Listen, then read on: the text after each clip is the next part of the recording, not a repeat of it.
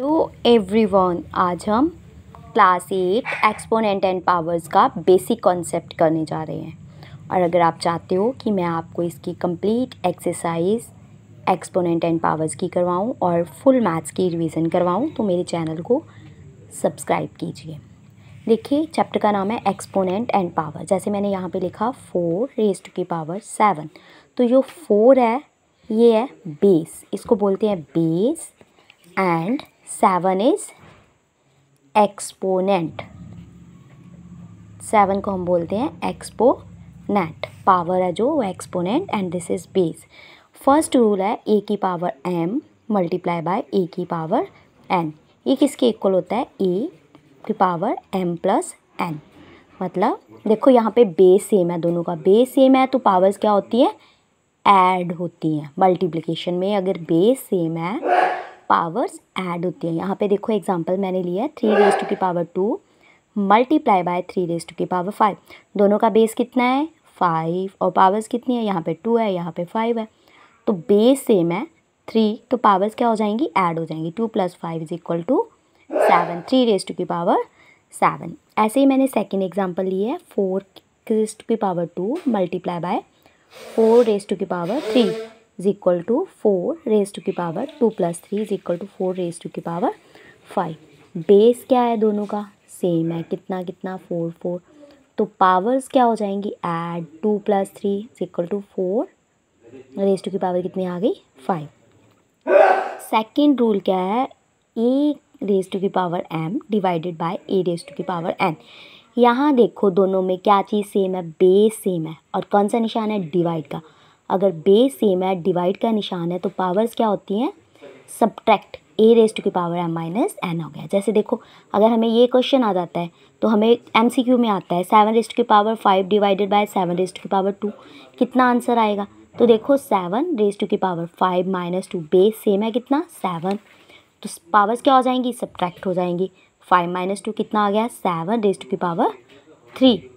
ऐसी क्या है? सेकंड 8 रेज़ टू की power 4 divided by 8 raise to की पावर 3, कितना आता है? 8। 4 माइनस 3 = 8 की पावर 1, कितना आ गया? 8 आ गया आंसर।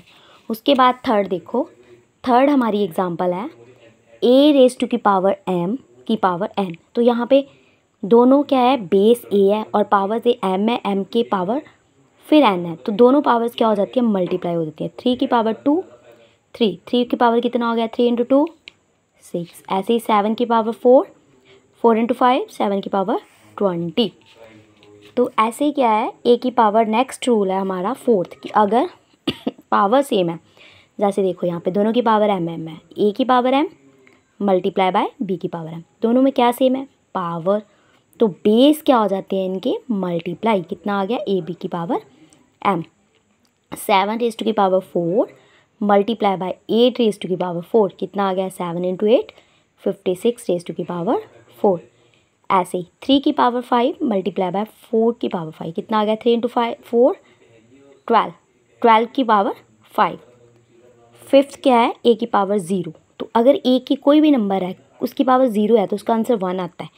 जैसे MCQ में कई बार पूछ लिया जाता है 7 की पावर 0 है, क्या आएगा? 1। 8 की पावर 0 है, 1। चाहे 100 हो, 1000 हो, 500 हो, 3 हो, 5 हो, 7 हो, कुछ भी हो, उसकी पावर अगर 0 है तो आंसर हमेशा 1 आता है। ऐसे ही नेक्स्ट है -1 की पावर n, कितना आएगा? 1। अगर n 0 है, यहाँ पे 0 हो गया तो आंसर 1। सेकेंड है -1 की पावर n = 1। अगर n इवन है तो आपसे कोई पूछ ले क्या आंसर आएगा?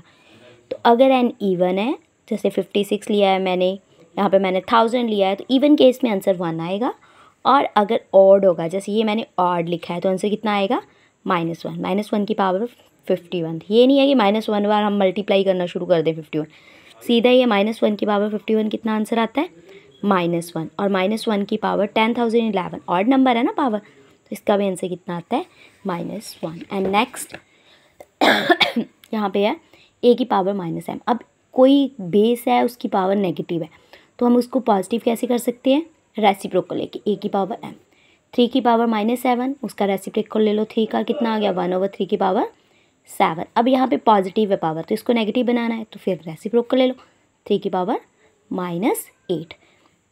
ये मैंने आपको बताया कि बेसिक जो है कैसे जो है मल्टीप्लिकेशन, अगर पावर्स बेस सेम है, पावर्स अलग है, अगर बेस अलग है और पावर सेम है तो कैसे रूल्स लगाने हैं, अगर डिवीज़न है तो कैसे उनकी पावर्स को सब्ट्रैक्ट करना है। तो अगर आप चाहते हो कि मैं आपको फुल सिलेबस डिवीज़न कराऊँ, एक्सरसाइज का 1-1 क्वेश्चन कराऊँ, तो मेरे चैनल को शेयर और सब्सक्राइब कीजिए। Thanks and have a nice day.